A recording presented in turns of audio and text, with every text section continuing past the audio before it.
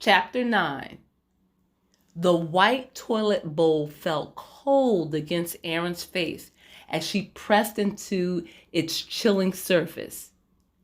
She gripped its base in an effort to steady her hands when she felt the abdominal contractions of another vomit attack. The contents of her stomach surged up her esophageal tube and out of her mouth. Its force caused Erin to jerk her head up and shove it back into the porcelain bowl. She heaved and contorted as the gastric waste splattered all around her. The stench of vodka and acid-soaked food emptied into the toilet. Tears ran from her eyes as she gave up any attempt to control what was occurring. Kneeling before the open hospital commode presented an unflattering image of the cardiothoracic surgeon, a picture she would not have wanted to share with any of her colleagues. The white lab coat she worked so hard to acquire draped the floor of the main public bathroom. The hospital badge, usually clipped to the waist of Erin's blue scrubs, lay in the corner of the stall, lost in all of the action.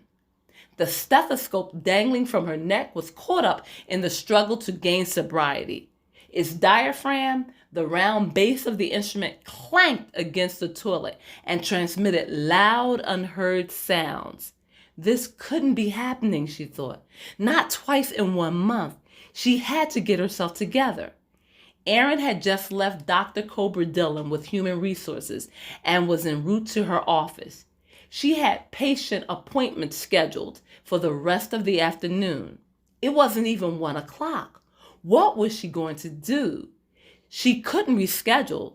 Some of her patients were probably already in the examination rooms, waiting, expecting.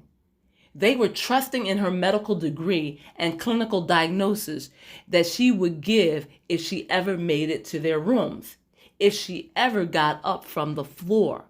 What was wrong with her? Why had she thought she could handle drinking at work? How could she have thought that she could stop at just 1 sip in the elevator? That was ludicrous, insane.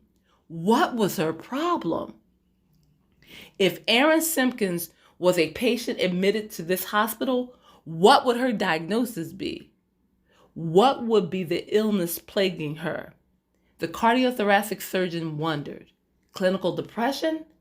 Alcoholism? Obsessive addictive behavior? Compulsive self-destructive tendencies? Erin knew it was unwise to self-diagnose, but the conditions presenting themselves mentally rang true. She was depressed, physically and mentally lost. She was at her lowest point, and she did not know how to rise up. She didn't know how to get beyond this point of hopelessness. Each morning that she opened her eyes should have been a day of joy, but it wasn't.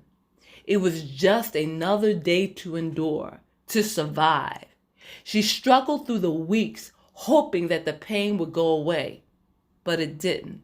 It instead increased, intensified, until all she felt was an unbearable, aching hollowness that seemed to suck the very marrow from her bones.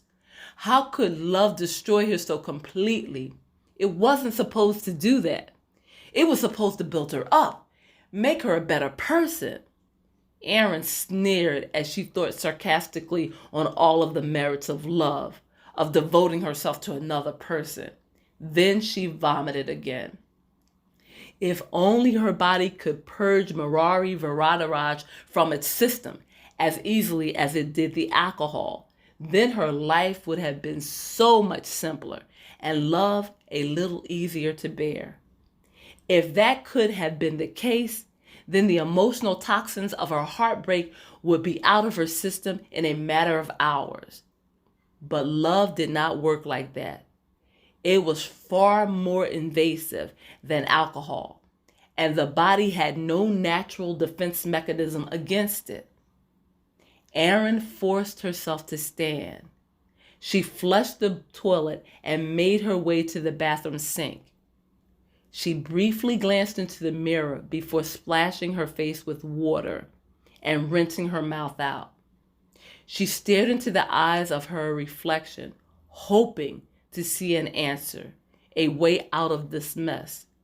She couldn't continue to drink and practice medicine, not without eventually hurting someone. But the surgeon wasn't ready to face her problems without vodka. She didn't want to truly feel the depths of her pain, to acknowledge Mirari's rejection. He'd left her to marry another woman. He'd abandoned their love like it was a disease, a pathogen intent on destroying him. So she turned off the faucet, exited the ladies' room, and headed for the examination room of her next patient.